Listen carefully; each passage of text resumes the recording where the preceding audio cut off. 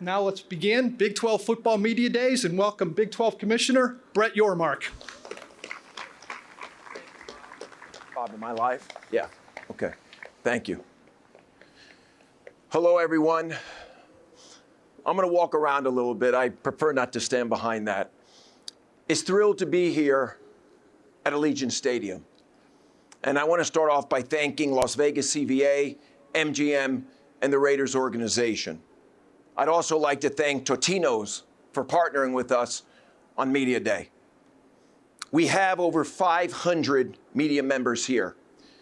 And I want to thank you, each and every one of you, for your continued support.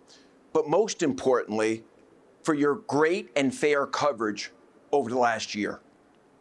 I also want to thank our great media partners, ESPN and Fox, for their partnership.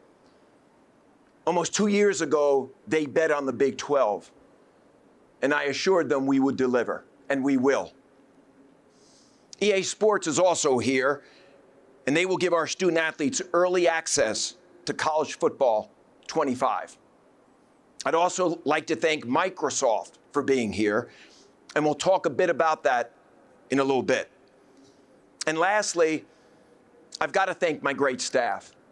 They have worked tirelessly in moving this event here, led by Scott Draper. And I want to thank all of you for your hard work, your diligence, and for putting on a world-class event. This is our first media day as a 16-team league. There has never been a better time than right now to be part of the Big 12. We are truly a national conference in 10 states, 4 time zones. And all eyes are now on the Big 12 for all the right reasons. And I think it's safe to say we are more relevant now than ever before. Before I look forward, I'd like to recap where we've been for the last 12 months. Since our last football media day, we added the 4 corners and solidified ourselves as one of the top 3 conferences in America. All 4 schools are here with us today, and you will hear from them over the next few days. I'm incredibly excited about what they bring to our league. Last season, Big 12 football fans packed the stadiums. 6 Big 12 teams averaged 100% in home capacity. All schools averaged over 88% capacity. There was incredible late season excitement heading into the Big 12 championship weekend. During our football championship, we introduced the first ever halftime show with Nelly, featuring our school bands. I think that was a great example of how you infuse the old with the new. And our ratings peaked at halftime, and we brought in a more casual audience to experience that halftime show. We had a record-tying 9 teams in bowl games, and we had the second best win percentage. We saw success across Olympic sports and basketball too. Men's basketball had a record high 8 teams in the NCAA tournament. Women's basketball had 7 teams in the tournament, in fact, the most since 2013. 6 NCAA titles were won in sports such as cross country, tennis, and track, to name a few. What led to our success on the field was, of course, our incredible student athletes. And speaking of our student athletes, I have the privilege today of recognizing this year's Bob Bowlesby Award winners, given to student athletes who competed at the highest levels, both on and off the field, this past year. Our first winner is Bella Folino from BYU women's soccer team. Let's give her a hand, please. Our second winner is David Carr from Iowa State Wrestling. Bell and David exemplify what it means to be a Big 12 student athlete. And on behalf of the Big 12 community, I'd like to congratulate them both. Off the field, 2024 was a success as well. Our sponsorship business grew by 79%. Our ticket business grew 23%. To start the year, we launched a partnership with Allstate, focused on Big 12 women's sports. We celebrated last year's 4 editions with Big 12 homecoming events with a partnership with Sports Illustrated. And we'll do it again this year with our new additions. We launched the first ever student-athlete health and well-being advisory group. We celebrated cultural moments, including a basketball partnership with the Muhammad Ali Estate for Black History Month, supported by ESPN. In addition to moving this year's Media Day to Las Vegas, we doubled down on Kansas City as the site of our basketball championships for years to come, as well as added women's soccer. We continue to plant our flag in Dallas by extending our football championship at AT&T Stadium and Globe Life Stadium for baseball. We launched a PSL program around our men's basketball championship with our partner Legends, and we teamed up with the NFL to launch Big 12 Pro Day. And we will continue to build our partnership with the NFL as we as a conference continue to innovate and grow. When I took this position, I said I wanted to make sure our conference was on the consciousness of current and future student athletes. In an effort to do so, we needed to be more active on social media. We are now the second most followed conference on Twitter and Instagram, and in fact, have had over 250,000 follower growth since December of 2022. It was certainly a great year, both on and off the field, for the Big 12. But I often say, I'm happy, but not satisfied. People keep asking, what's next? Our newest brand spot answers that. We are. Let's take a look. Everything you thought you knew is brand new. We on the new wave. This ain't what it was. See, when the game changes, so do we. Every day, every play. Always been greater than 12. Now standing 16 strong. In every end zone, any time zone. When everyone else keeps asking, what's next? We know we are.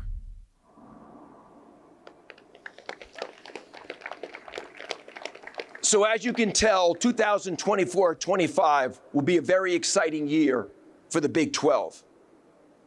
On the football front, we will be the deepest conference in America. Every week will matter.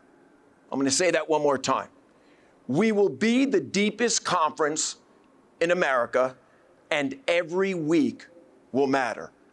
We have star power and parity. We boast some of the top players and coaches in the game. November will be incredibly exciting, and we will brand it as a race to the championship. Beyond football, the best conference in basketball got better. Our Olympic sports got stronger, adding 4 programs with an incredible history of excellence. We recently made some changes across our competition team. Our Olympic sports leadership team is one of the best in the country. Scott Draper is now overseeing all Olympic sports, in addition to his role managing football. Dana Scherf will oversee women's basketball. It's the first time we've ever had anyone in that role, and given the growth of the game, we needed to double down. We hired Lisa Peterson from the Pac-12 as our new VP of Olympic sports. Student-athlete support continues to be at the forefront of what we do. We have over 70 current and former student athletes participating in this year's Olympic and Paralympic Games, and I plan on being in Paris to support them all. This year, we'll see Big 12 create new opportunities for our student athletes on and off the field. Last week, we launched the Big 12 Beyond Borders program, a cultural studies and leadership program for our student athletes. We will introduce a new governance group to give a greater voice to student athletes. In fact, we took that idea from the Pac-12.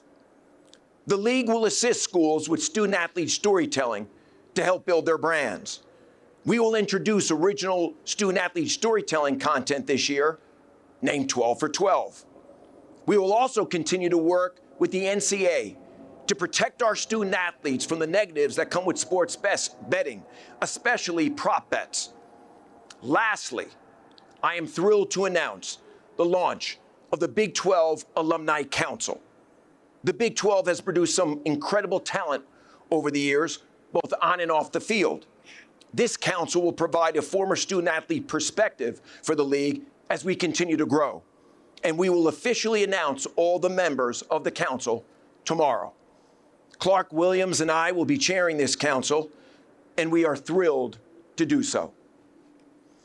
As I think about our commercial business, our top priority is growth and creating value for our member institutions. I often refer to our league as a mature startup. This means our brand can be younger, more progressive, and innovative compared to some of our peers. Our value creation must be done in a strategic way, and that value creation starts with ESPN and Fox. We are taking an innovative approach, exploring new TV windows, and giving fans more access to our programming. As we build our brand, we will continue to build our business. We will not stumble into this new era following settlement. In fact, we will be aggressive and very proactive. We will push at the NCAA level. In fact, I love what they recently did with on-field logos. I've been very vocal with the NCAA to push for making commercial patches permissible for officials' uniforms, similar to what the NBA has done. I've spoken to our football officials, and they are in favor of it, and I'm optimistic this will happen soon. From a conference perspective, we are exploring all options. 2 years later, I guess you could say, we're still open for business. Naming rights is one, private equity is another. We are looking to expand our PSL program into our football championship game for 2025. We will be infusing more LED signage across our marquee championship events, creating new visible signage and revenue streams for our member institutions. Today, I'd like to announce officially that we are partnering with Microsoft for tablets on the field and in the coaching booth for the upcoming football season. We continue to explore Mexico for the Big 12.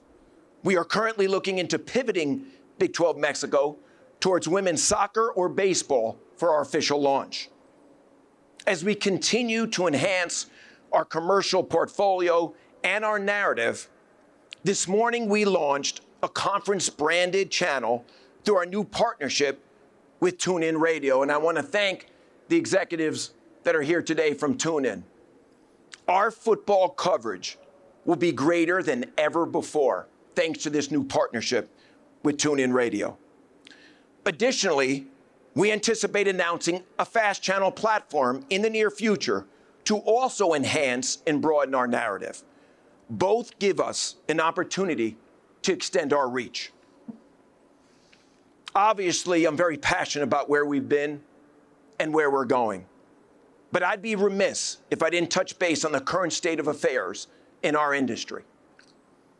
We're going through change, but I would rather call it a necessary reset. In 10 years, I think we look back at this period as a positive moment in collegiate athletics history. I live my life by the value equation. Those that create value deserve to be rewarded. I speak for many when I say enhanced student-athlete benefits are a good thing, and that's what the recently announced settlement will provide. I've spent a lot of time with our P4 peers and Charlie Baker developing our path forward.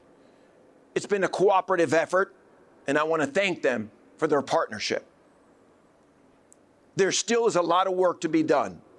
We will work to get clarity on things like Title IX, roster limits, and enforcements.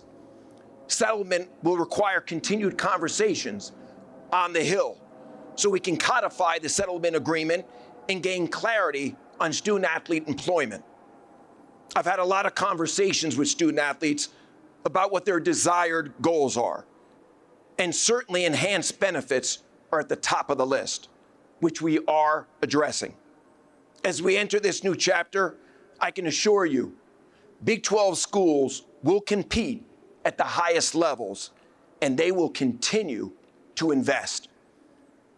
We've been preparing for this moment for a long time, and as commissioner, I will continue to create value for our members in order for them to be as competitive as possible. This is no time to press pause. We must continue to be bold and aggressive as an industry. The Big 12 will always be ambitious because that's who we are. I know there's a lot of pressure on a lot of people right now, but I will leave you with this. Pressure is a privilege. Before I let you go, I want to bring someone who's very special up on the stage to join me. Joanie, who many of you know, has been with the Big 12 for over 26 years, and she will be retiring after this week. We wish her only wonderful things in the next chapter in her journey, and I'd like Joanie, there she is, I'd like all of you to please stand up and give Joanie a round of applause as we thank her for all her service and her dedication to the Big 12. Thank you, Joanie. Thank you. Been great.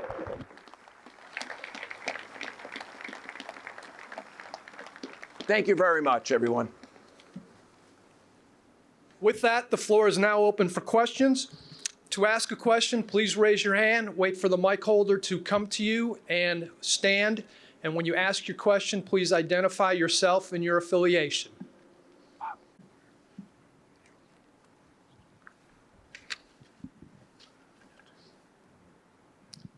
Commissioner Yormark, thank you for your comments. Your last comment triggered a thought as we move into this new era of paid college athletes. With that, a lot of the discussion revolves around the NFL model and a salary cap. Do you envision student athletes unionizing so that they're exempt from antitrust and you are exempt from antitrust, therefore creating a salary cap? Okay, it's a great question. What is your name again? Kevin Turner, Sun Devil Radio Network. Okay, great. Thank you for the question. We have not discussed a salary cap. I think settlement provides a very crystal clear future and path forward for our industry. It provides incredibly enhanced benefits for our student athletes. And as I said during my comments, that's what they want. And that's what settlement delivers. I appreciate your question, though. Thank you.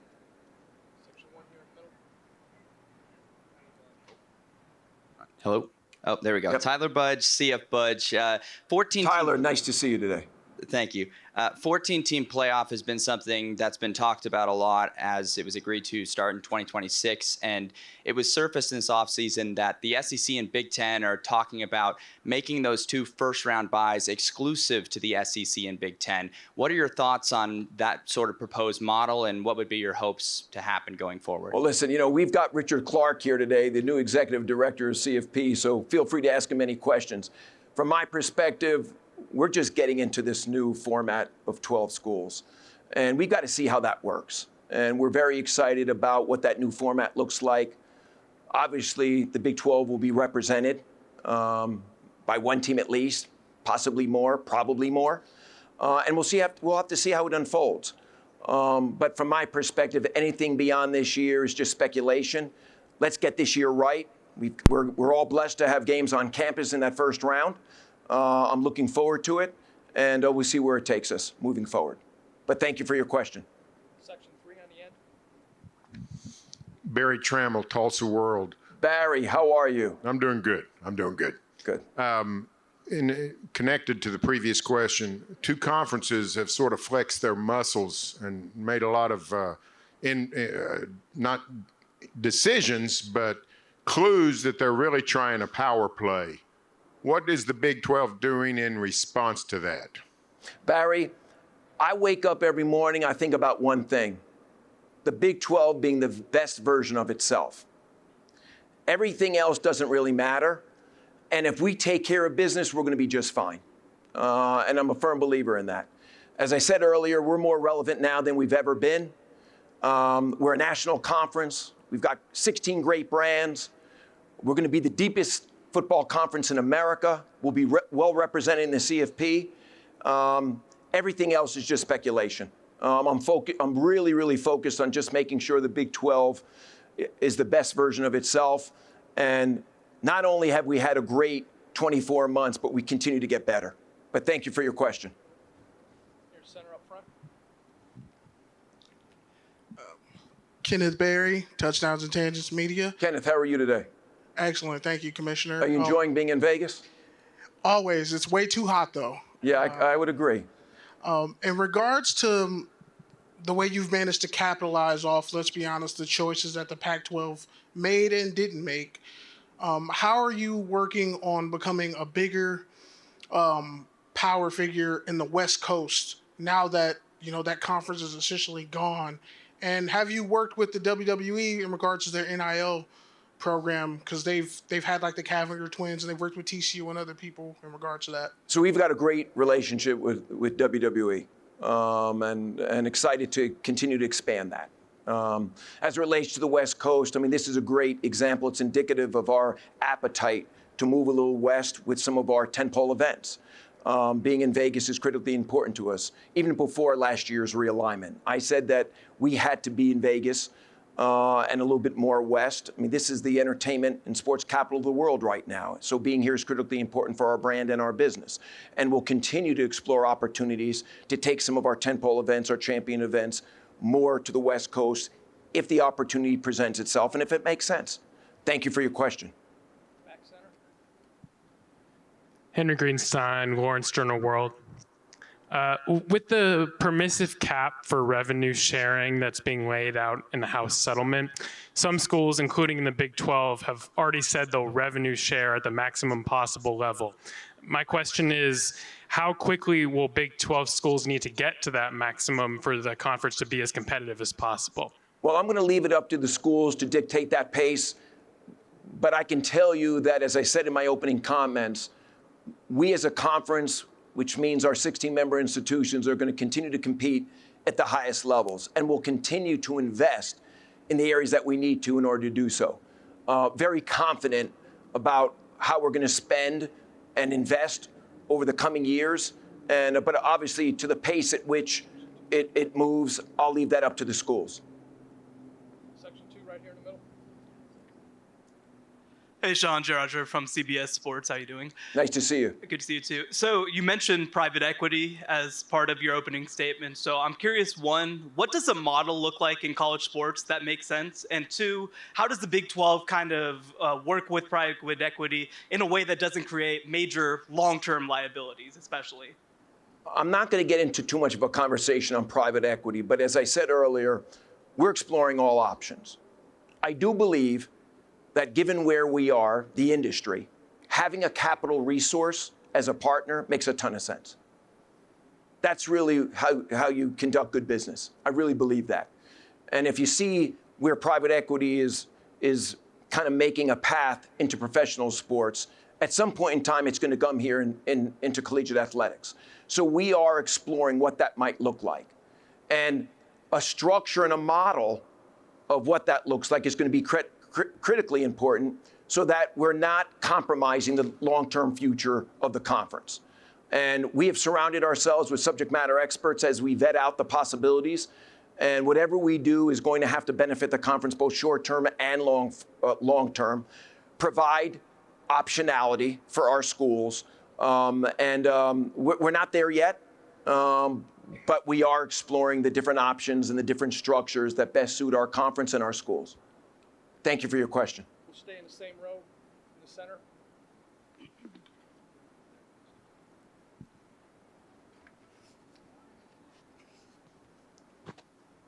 Good morning, Commissioner. How are you? How you doing today? All right, just fine. Good. Jerry Lee Woodley Jr., the College Sports Report. When you took over the conference, you mentioned day one, building partnerships. Are the partnerships moving at a pace that you are happy with, or are they not moving fast enough? You're talking about just generally? Yes. Listen, we're moving at a great speed. When I got here, people warned me prematurely that things in collegiate athletics they don't move that fast. I can assure you, working with our ADs and our board, at least in the Big 12, that hasn't been the case. If you think about what we've been able to accomplish over the last 24 months, it's been incredible. And I tip my cap to our ADs and our board for wanting to be positively disruptive, to wanting to break boundaries, create new partnerships that could create value for the conference, both short and long term. So we're moving at a great pace right now. Excited about all the things that are in front of us. And as I said earlier, we can't pause. We've got to continue to be bold and aggressive, but thoughtful at the same time. Hey, Commissioner, how you doing? Parker Ream from Fox 44 in Waco. Nice to see you. Good to see you, too. You mentioned a lot about the future of this conference, and obviously this is the first year in a while that Texas and Oklahoma have not been here. What do you think the 4 brands that you added this year kind of do to make up for that difference, and just kind of the outlook for the future of this conference as a whole? I've been saying it for a year now, but you know, the Four Corners was the A scenario for us when we thought about realignment. Big brands, great markets, engaged fan bases, both academic excellence and athletic excellence.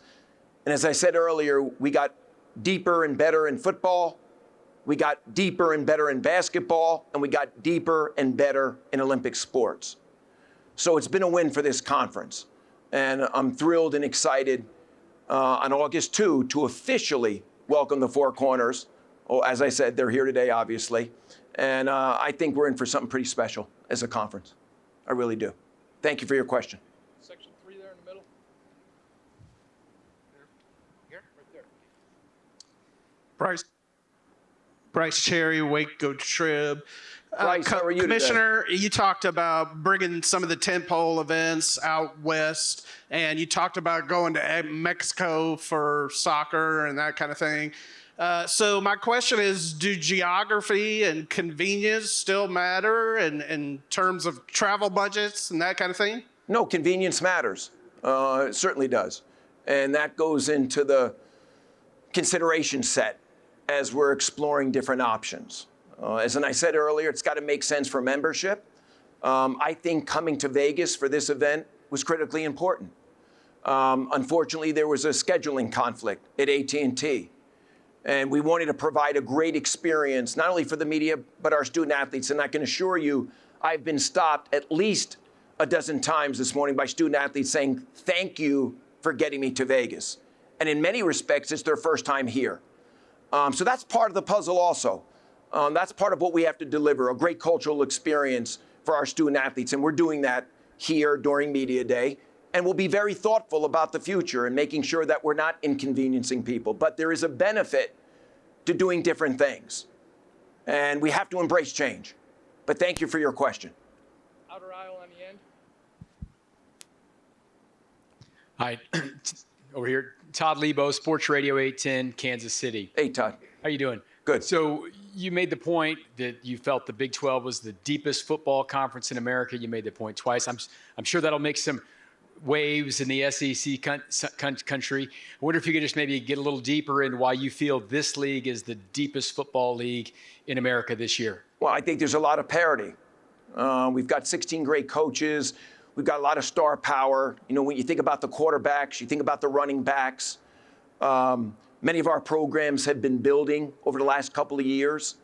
So I think it's only natural and appropriate for us to think that way right now. We were a very deep conference last year, but we got deeper, now with the Four Corner schools. So I'm expecting great things from our schools this year. I think last year we underperformed a little bit, candidly. I don't expect that to be the case this year. Every week will matter, and as I said earlier, November, we will brand the month as a race to a championship, because I think it's going to be really tight this year, and it will take until towards the end of the season for us to determine who will show up at AT&T Stadium for that championship game. Thank you for your question. Commissioner Trey Strelko, Sons of UCF. Earlier you spoke about 16 strong brands. Is there any number that's too big for a conference in terms of its membership? You know, I haven't really thought about that. I often get asked about expansion and what's next. I'm really focused on the current composition of our conference. We've expanded a lot. My wife told me the other day, when you took the job, you had 10 schools, you have 16 now. And that's in a very short period of time, in less than 24 months. So we've got to make sure that as a collective group, we're reaching our potential. So I haven't really thought about what's the right number. I don't know if it's really about a number. I think it's about the right fit. It's about the value a potential school might or might not bring to the conference. But right now we're focused on 16. We're focused on getting this right, and I'm really excited about our future as a 16-team league. Section 3 toward the outside. Hey, Brett. Chris Williams with Cyclone Fanatic. Nice to see you. Good to see you. I was curious with the state of Big 12 basketball and the news with the Big East new television package.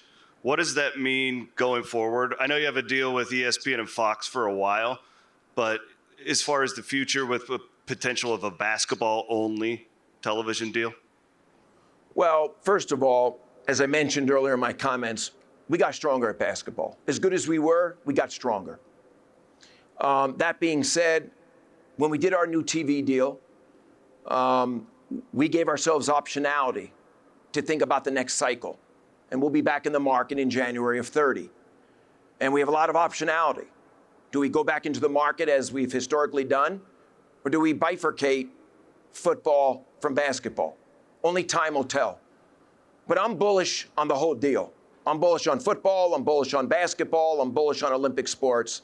And everything we do now sets the tone for that moment in January of 30. And with the help of ESPN and Fox, they will grow our brands, and they will grow our narrative and best position ourselves for that moment. Thank you for your question. Section 3 in the middle.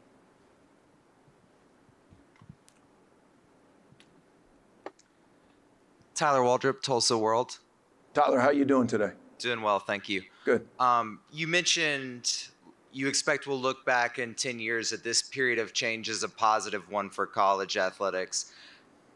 Do you have a sense of how long the college athletics scene might be in this fluctuation? And do you have certain priorities, certain questions you would like to be answered, whether that's Title IX or other issues that are maybe priorities for you? I know there's a lot of questions right now. Well, I mean, as I mentioned earlier, Title IX, what enforcement looks like, roster limits, those are all things that we're vetting out, myself and my Power 4 commissioner colleagues. So there's a lot of work to be done. I don't have a crystal ball, but I do think settlement provide a lot of clarity going forward. And we needed clarity. And we needed to understand what the path forward was going to look like. And I think we have that now. That being said, there's still a lot to work out and crystallize. But I'm excited about the future. And I'm excited about how our schools are going to embrace the future and invest in student athletes and invest in their programs so that we can be the best version of ourselves.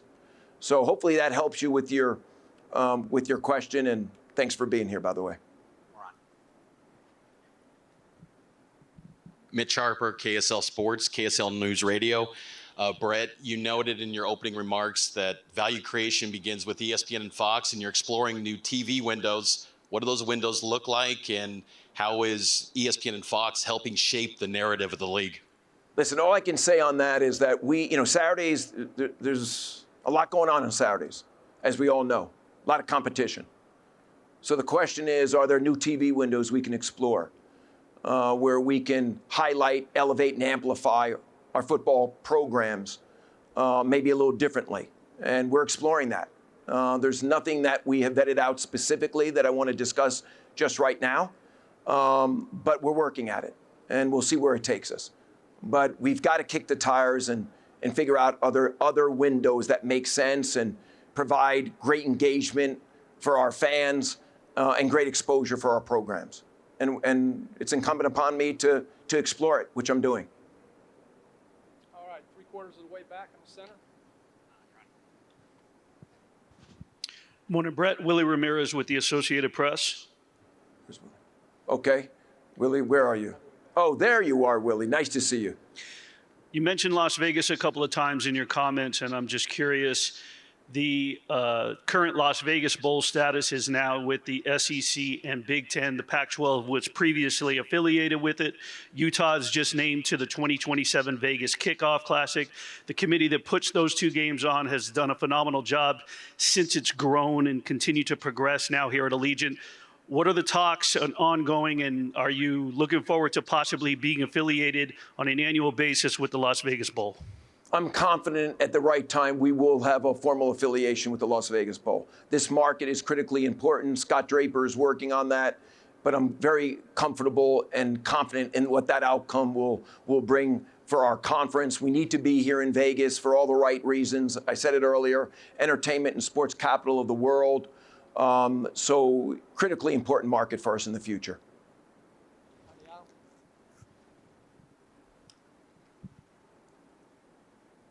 Federico Moreno, KU Student Radio. How's it going, Commissioner? Nice to see you. Nice to see you too. So these initiatives that you've taken to grow the brand internationally outside of the United States have been something historic. But what can you encourage the schools to do individually to help grow themselves outside of the United States as well? Well, I mean, listen, we're working on that all the time. As I've said before, Mexico and Mexico City specifically are very important for us. And we as a conference realize the benefit that having a presence there makes and why it makes sense. And we're going to lean in probably to launch that platform with women's soccer and/or baseball. Ireland, as you know, there was an announcement where 2 of our schools are going to be playing there next August. So we get some exposure in that part of the world. And who knows what comes after that. But I do think we want to glamorize and elevate and amplify our brand both domestically and internationally for all the right reasons. Not only just for student athlete recruitment, but just enrollment for our member institutions. Critically important for us. All right, about 3/4 of the way in the back.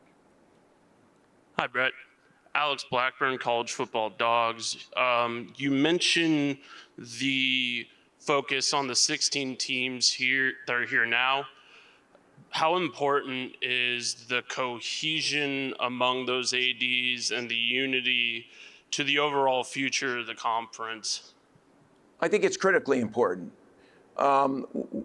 We have a like-minded group, which I think is paramount. And our ADs like each other. They compete, but they like each other, which is perfectly fine.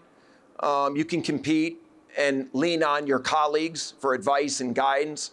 And I see that from my perspective. There's great rapport amongst our ADs. It's a great fit. I'm blessed to be working with each and every one of them. I think continuity makes a lot of sense amongst the ADs. And I'm hoping that presents itself over the short and long term. But we got a great group of ADs, and they're working hard to build the Big 12, our brand, our business. And I'm excited to be working with each and every one of them. Hi, James Techley, anti-White Right Son. Commissioner, you talked about having a pro day with the NFL, a conference-wide pro day. Have you given any thought to having a type of a combine for potential high school recruits for Big 12 schools, kind of highlight the conference and also give some exposure to high school athletes, particularly football players? I haven't addressed the high school combine or anything like that, and I would defer to my head of football, Scott Draper, on that. I will say that we had a wonderful experience at Big 12 Pro Day in the partnership with the NFL. It was something that we had thought about for quite some time, and it finally came to fruition. It was a great experience, for those student athletes, and we will be doing it again this year as well with the NFL. So we're excited about that. Okay, we've got time for 2 more questions. We'll go here, and then we'll go over there in the middle. Hey, Commissioner. Nick Hamilton, Nightcast How are Media. you? How are you? You talked about branding and the importance of branding. You talked about social media. Obviously, college football 25 is due to be out, and that's going to give more exposure. But what are some of the other ways you feel like you can have a strong, solid brand for the Big 12 to be able to be in the conversations like we talk about the SEC and the Big 10 and so forth? Well, I mean, I think and I spoke to it earlier, working with ESPN and Fox is critically important for us as they elevate and amplify and they story tell and create the right narrative. Our partnership with TuneIn gives us greater relevance and a greater narrative than we've ever had before. We're exploring a FAST channel, doubling down on social media and engaging with current and future student athletes in places where they are critically important. You know, this conference never had a CMO. We've got a CMO here for the first time in 26 years. And he's doing an incredible job, Tyrell, many of you know him, in building our brand so we can build our business behind it. And as I said earlier, we are more relevant today than we've ever been in our history. And a lot of that is because we're building our brand. Thank you for your question. All right, last question. Hi, yes, Richard Obey, Playmakers KU. So in your opening remarks, you mentioned the fusion of old and new, and you haven't really spoken about that in any of these questions. So what does that look like, and how are you going to continue to fuse the old generations and the new generations coming forward? Well, I think we've done a lot of that so far in our first 24 months. If you think about how we're using music to tell our story and how we've infused that and contemporized our championship events and did a halftime show, obviously a great example of, you know, taking a little bit of the old and having that marry with the new. I mean, people were concerned what were going to happen to the school bands if we did a halftime show, and we found a performer, Nelly, one of the best there is, that wanted to choreograph that halftime with our student bands, and it made for a wonderful experience for them. And you'll see us do more and more of that moving forward. But I think it's a balancing act. You know, we can't do away with the legacy and the heritage of where we've come from, but we have to modernize, we have to contemporize, and I think there's a way to stitch the two together. And we've shown how that can be done successfully, and we'll continue to do that moving forward. Thank you for your question.